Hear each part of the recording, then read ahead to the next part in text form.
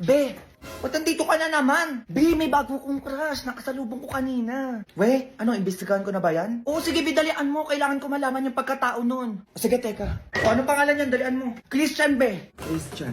Siya ba to ba yung basketball player na matangkad mo rin? Na naka-number 22 yung jersey? Patingin nga.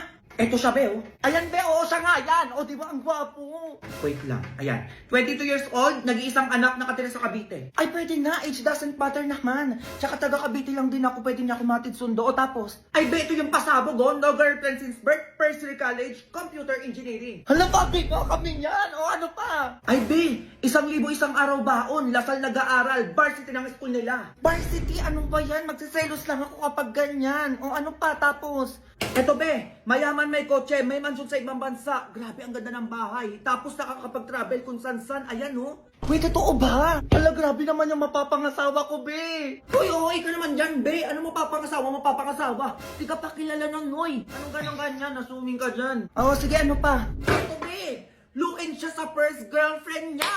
Hala, Be, ako na yan. Eh, kaso lang, Be, maganda na cute, tapos fresh yung gusto niya. Eh, paano yan? Eh, bakit? Eh, ako pa din. Look, paano mo nasabi? Naka-Garnier Overnight Serum with 10% pure vitamin C and 24 hours non-stop brightening power kaya ako. O, tapos, ito yung gamit ko sa day, ito naman yung gamit ko sa night, kaya tingnan mo ako, fresh lang. Ay, Be, ikaw na nga. Ikaw na yung first girlfriend na hinahanap nito. Be, ano ba yan? Ayan, diyan kayo magagaling sa choba-choba na yan. O, ikaw na babae ka.